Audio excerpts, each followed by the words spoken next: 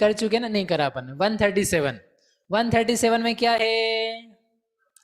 137 में क्या है? आयु नहीं है। कौन सी आयु नहीं है? कौन सी आयु नहीं है? कोई सी भी दो है। अन्नतर अन्यतर आयु कोई सी भी नहीं। तीर्थंकर प्रकृति नहीं है। अनंतानुबंधी की भी संयोजना करके आया हुआ जीव ऐसा है तो अनंतानुबंधी भी नहीं है। आहारक 4 नहीं है। तो कुल मिला के सत्व कितना हुआ? 137। ठीक है, सिंपल है ये। इसके बाद अबद्धायुष्क में जाएंगे तो 136 का सत्व क्या मिथ्या दृष्टि में था? 136 का सत्व क्या मिथ्या दृष्टि को था? अरे था कि नहीं था? बद्ध में था कि अबद्ध में था?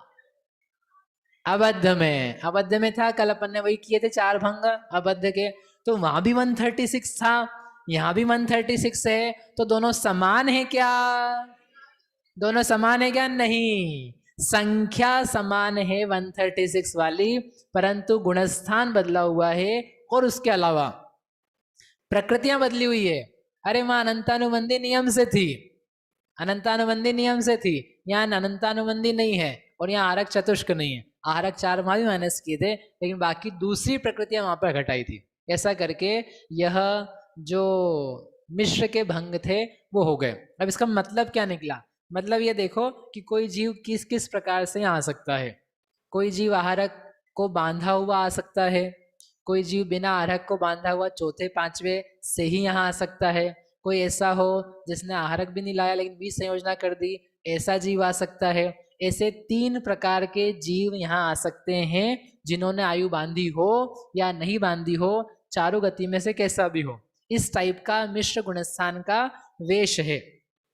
ये एक क्या कह सकते हो आप, उसको नाटक है समय सार की भाषा में, और नाटक में मिश्र गुणस्थान का वेश है। तो उस वेश में इतने प्रकार के श्रृंगार हो सकते हैं, इसके अलावा और कोई तरीका नहीं है, और कोई ऑप्शन नहीं है। जो जो मिश्र गुणस्थान में आएगा उसके पास सम्यक तो प्रकृति नियम से होगी, हाँ कि ना? जो जो मिश्र गुणस्थान में आएगा उसके पास सम्यक्त प्रकृति नियम से होगी। होगी कि नहीं होगी? हाँ। ऐसा भी तो हो सकता है कोई मिथ्या दृष्टि हो, उसने सम्यक्त की उद्वेलना कर दी हो, सम्यक्त की उद्वेलना कर दी हो, सम्यक्त है ना, सम्यक्त प्रकृति की उद्वेलना कर दी हो, उद्वेलना करके कहाँ पहुंच जाए? मिश्र गुणस्थान में आ जाए। पहले से तीसरा होता है कि नहीं होता है? अरे गजब, आप लोगों को पहले अधिकार पढ़ाना पड़ेगा।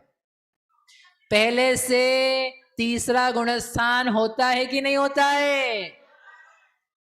होता है। पहले से तीसरा होता है, पहले से तीसरे की संभावना है। भैया संभावना फिर तो बढ़िया काम हो गया। पहले से तीसरे में जाएंगे तो जिसने उद्वेलना कर दी, किस प्रकृति की?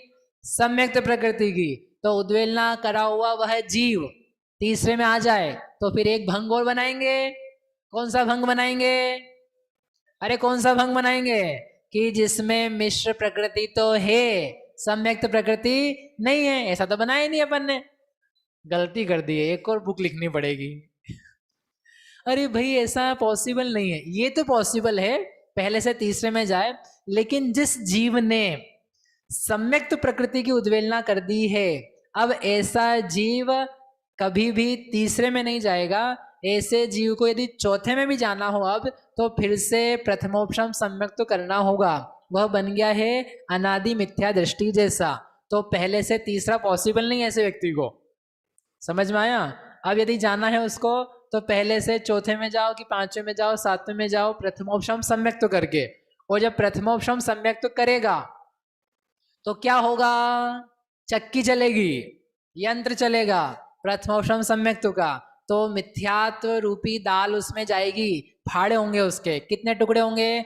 3। तो सम्यक्त प्रकृति क्या हो जाएगी? फिर से तरोताजा, फिर से क्या होगी? वो जन्म ले लेगी।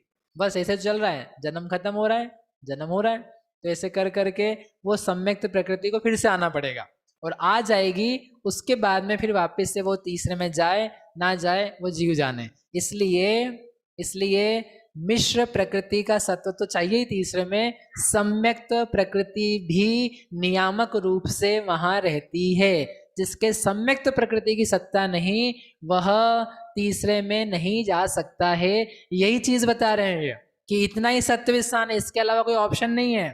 ठीक है, आपको अब जितना विचार करना हो, ये प्रकृति के हुए बिना जा नहीं सकते, यानी उच्च गोत्र प्रकृति हो उसकी सत्ता में रहे बिना जा नहीं सकते तीसरे में।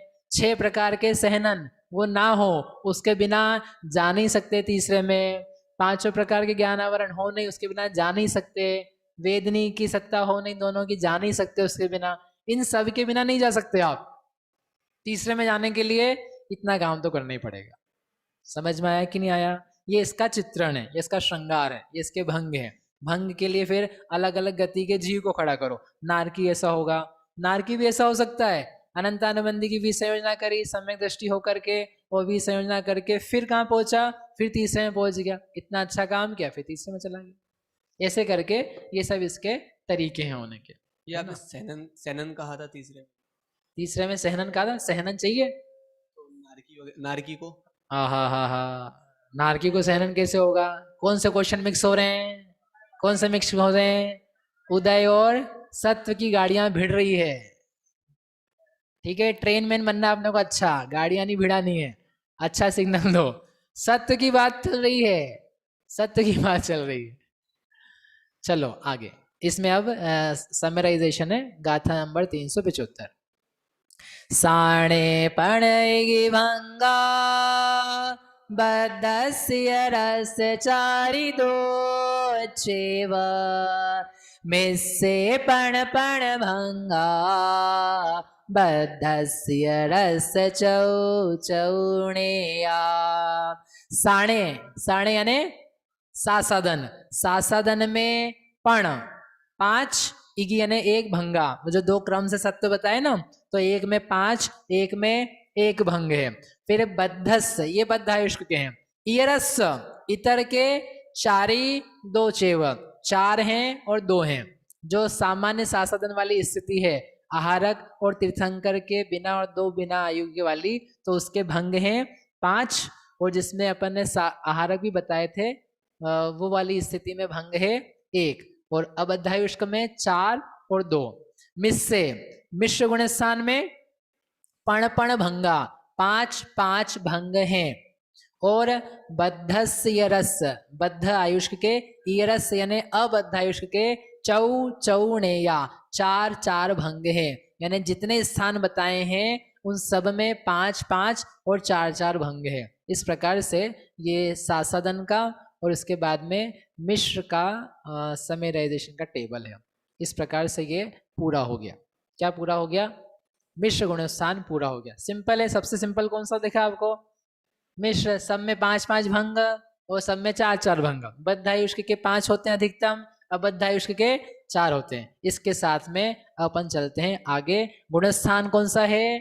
4। अब ये सबसे बड़ा, सबसे अधिक इंटरेस्टिंग है। इसमें टेबल है और इसमें खूब सारा विचारने का है, और कैसे कैसे आगे बढ़ता है वो सब भी आएगा, है ना, वो अपन पढ़ते हैं। पहले इसका सेटअप करते हैं फिर इसको समझेंगे। 4 5 गाथाएं ये बस समझने की है कि वो टेबल बनाना कैसे।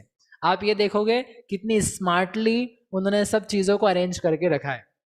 मतलब नेमी चंद्राचार्य है ना, अब मैं क्या बताऊं, को हमेशा ही कहता हूँ, आप यदि धवल पढ़ोगे, जय धवल पढ़ोगे, महाबंध पढ़ोगे, तो आपको समझ में आएगा कि नेमीचंद आचार्य ने क्या किया है। क्योंकि उसको पढ़े बिना मैं आपसे कह सकता हूँ बहुत अच्छा किया है, बहुत सब कुछ लिखा है और सूक्ष्मता से लिखा है, बहुत बढ़िया है। लेकिन जब तक आपको धवल का विस्तार, धवल की गहराई और धवल में पाई जाने वाली कौन कौन सी चर्चा है वो ना दिखे, तो उसमें से कैसे उन्होंने छांट छांट करके एक एक चीज लेकर के सब कुछ व्यवस्थित क्रमशः लिख करके दिया कि जिसमें छूटा लगभग कुछ भी नहीं और बताने लायक सब कुछ बता दिया गया। तो जो वास्तव में उन्होंने प्रश्न पूछा था चामुंड राय जी ने, उसके उत्तर के लिए उन्होंने सब कुछ उनको दिया। कितना अच्छा शिष्य होगा, कितना वो उसको महान देखते होंगे कि शिष्य है, ये वास्तव में भव्य है, इसको पढ़ाना चाहिए।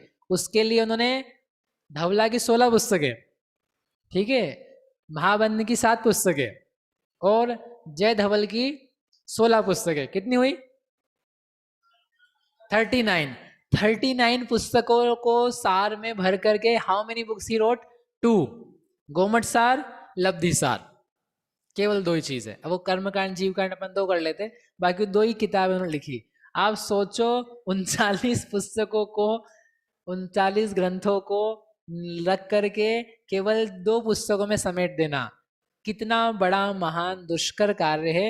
ऐसा नहीं रैंडम आंख बंद करके, जैसे कई कई लोग स्वाध्याय करते हैं ना, स्वाध्याय करना है तो किताब खोली, यूं पन्ना खोला, हाँ आज ये पढ़ लिया, अगले दिन दूसरी किताब खोली, यूं खोला, तो रैंडमली उठा करके कैसा भी डाल दे। ना ना ना ना ना ना, बहुत बहुत बहुत ज्यादा व्यवस्थित। इतनी महिमा आएगी आपको कि आपको लगेगा भगवान सामने मिल जाओ आप, नेमिचंद आचार्य, तो हमको लगे कि हमको हमारे भगवान मिल गए। इतनी सुंदरता से सूक्ष्मता से काम किया। ऐसे लोग, इतनी बुद्धि तीक्ष्ण होना मुश्किल लोग, ऐसे आचार्य हुए वो। तो अब आपसे 39 पुस्तकें तो आप नहीं पढ़ पाओगे, पढ़ लो तो अच्छी बात है, क्योंकि भाई आपको तो बहुत सारे काम है दुनिया भर के। तो आप 39 नहीं पढ़ पाओ चामुंड राय जैसे, तो कम से कम जो उन्होंने चामुंड राय के लिए किया, गोमट सार जी जीव कांड, गोमट सार जी कर्म कांड और लब्धि सार, कम से कम भले लोगों इन 3 ग्रंथों को तो पढ़ो। 39 का काम 3 में यदि हो रहा हो, इतना अच्छा लाभ, प्रॉफिट का सौदा है ना, हाँ तो बोलो, तो उसको कम से कम पूरा तो पढ़ो। भैया पढ़ तो रहे यहाँ, ये देखो ये तो क्रैश कोर्स है, इसमें कई लोग क्रैश भी हो जाते हैं क्यों, इतना मुश्किल हमको तो नहीं पढ़ना, लेकिन ये ना फास्ट कोर्स है, आप खुद भी देख रहे हो। घर जाकर के आपको स्वयं को पढ़ना होगा। ये 6 महीने का कार्य अपन ने 9 दिन में पढ़ा है, ठीक है। आपको समझ में आ गया पढ़ना कैसे है, देखना कैसे, इसकी विधि क्या है, क्या क्या तरीके देखने के, पढ़ने के, आंसर्स कब कहाँ मिलेंगे चीज़ों के, तो वो सब आपको एक मेथड मिल गया है, तरीका मिल गया, याद भी हुई कुछ चीज़ है। अब आपको घर जाके क्या करना होगा, इसकी टीकाएं हैं। संस्कृत टीका है, संस्कृत की कर्नाट टीका है, कर्नाट की ढूंढारी टीका है, ढूंढारी की हिंदी टीका है। 4 टीकाएं नहीं है, केवल एक ही टीका है। उस एक टीका के ही क्या है, भाषांतर हैं। क्योंकि कई कई लोग बोलते हैं नहीं हमको टोडरमल जी का नहीं पढ़ना है, किसी को हिंदी वाला नहीं पढ़ना है, किसी को संस्कृत वाला नहीं पढ़ना है। भी तुमको जोन सा भी पढ़ना नहीं पढ़ना हो, लेकिन कुल मिलाकर के चीज एक ही है, केवल भाषाओं के परिवर्तन है। इसलिए आपको हिंदी वाली पढ़नी हो, ज्ञानपीठ से भी है, हिंदी वाली पढ़नी हो, उज्ज्वला जी शाह उन्होंने टोडरमल जी की हिंदी भी करी है, ढूंढारी से पढ़नी हो पढ़ो ढूंढारी से, सारा जीवकांड लब्धि सार हमने तो उससे ही पढ़ा है। ढूंढारी भाषा से इतना मधुर, साक्षात सामने के सामने जैसे पंडित जी बैठ के पढ़ाते हो, तो वो उससे पढ़ो। आप उससे नहीं पढ़ सकते, आप महारथी हो, संस्कृत से पढ़ो। आपको कर्नाट भाषा का ज्ञान है, कर्नाट वृत्ति से पढ़ो। आपका सौभाग्य सब छपा हुआ, सभी पब्लिश किया हुआ, तो आपको जो भाषा योग्य लगती है उसमें से पढ़ो, और पढ़ करके 6 महीने में जितना अपन ने किया उतना तैयार करो, फिर 6 महीने में फिर तैयार करो, ऐसे करके 3 साल। कितने साल? 3 साल तो दोगे कि नहीं दोगे? अरे मुझे नहीं देने, आपको खुद को देने अपने आप के लिए। वो ग्रंथ भी यहाँ उपलब्ध हैं, जीवकांड कर्मकांड के, उज्ज्वला जी वाले। और नहीं तो आपको ज्ञानपीठ से मंगाने हो तो यहाँ उदासीन आश्रम है, वहां पर ज्ञानपीठ से छपे हुए भी आपको हिंदी वाले शास्त्र टीका सहित मिल जाएंगे, वो लेकर के आप अध्ययन करो, ये आपके लिए काम है, ठीक है। तो आपको 39 बुक्स जो हैं, ग्रंथ हैं, पुस्तकें हैं, उनका सार 3 साल में हो जाएगा। हम तो पढ़े जा रहे हैं, तो 10 साल हो गए पढ़ते पढ़ते, अभी पूरे नहीं हुए हैं। 10 हो गए क्या? हो गए होंगे लगभग। अरे एक और बात सुन लो, चलो याद आ गई। 12वीं पुस्तक देखो, लब्धि सार मैं आपसे इतने दिन से कह रहा हूँ, तो अभी क्या 12वीं पुस्तक हमारी चल रही थी जय धवल की, तो 12वीं पुस्तक से का आधा पोर्शन हो गया, आधा से अब जहाँ से नया चैप्टर चालू होता है वो चालू हो रहा है लब्धि सार का विषय, क्योंकि जो आचार्य नेमिचंद्र देव ने लब्धि सार रचा है वो जय धवल के आधार से रचा है। तो जय धवल में अब 12वीं पुस्तक से प्रथमोपशम सम्यक तो चालू होके 13वीं 14वीं और शायद 15वीं भी होगी, इतनी पुस्तकों में लब्धि सार तक का, छपना सार तक का वर्णन है। तो मैंने उससे होल्ड किया हुआ था, कुछ साधर्मियों को बोला हुआ था कि अगर आप लोगों को पढ़ना हो लब्धि सार का विषय पुनः, जिनको हम पढ़ा चुके हमारी क्लास में, तो पुनः रिवाइज करना हो क्योंकि 2-3 साल हो गए भूल गए होंगे, तो अपन ये पढ़ेंगे। आप चाहो तो आप सम्मिलित हो सकते हो। तो यदि आप चाहो तो शिविर के बाद में पॉसिबली चालू करेंगे। तो आपको लब्धिसार का विषय पढ़ना हो तो जय धवल की 12वीं पुस्तक के आगे से हम पढ़ना चालू करेंगे। आपको ज्वाइन होना हो तो आप हो सकते हो। तो आपको लब्धिसार के विषय के लिए बहुत ज़्यादा इंतज़ार नहीं करना पड़ेगा। वो रहेगी दिन में करीब क्लास, हमारा समय रहता है पढ़ने का लगभग 1:30 बजे, 1:30 अराउंड दिन के समय रोज रहता है वो, अष्टमी चतुर्दशी और अमावस्या पूनम को छोड़ के। ऑनलाइन इच्छा नहीं है मेरी करने की, लेकिन फिर भी अब आप लोगों को बोल रहा हूँ तो फिर करनी पड़ेगी। कुछ और भी लोग हैं, तो यदि आपको पढ़ना हो तो मुझे बता देना, तो वो जूम पे चलेगी। उसके लिए इतनी मर्यादा है लेकिन कि आपको एक तो रोज आना होगा, और वस्त्र शुद्धि, यदि आप शास्त्र लेकर के बैठ रहे हो तो आपकी वस्त्र शुद्धि हो, क्योंकि पवित्र ग्रंथ हैं। हम खुद ही मंदिर में जाके स्वयं पढ़ते हैं, तो घर में तो हम पढ़ते भी नहीं उसे। तो वो सब और आपको निर्देश बता देंगे कैसे कैसे कर सकते हैं। यदि आपको किसी को पढ़ना हो तो जब से चालू होगी तो फिर मैं आपको सूचना दे दूंगा। ये सूचना देनी थी मुझे 12वीं पुस्तक की। यहाँ से लब्धिसार पूरा हो जाएगा फिर आपका। इसका मतलब ये नहीं कि शिविर में नहीं आओ आप, हो फिर शिविर में अलग से चीजें आती है, विशेषता से आती है, वो धीरे धीरे आराम से चलेगा। ठीक है।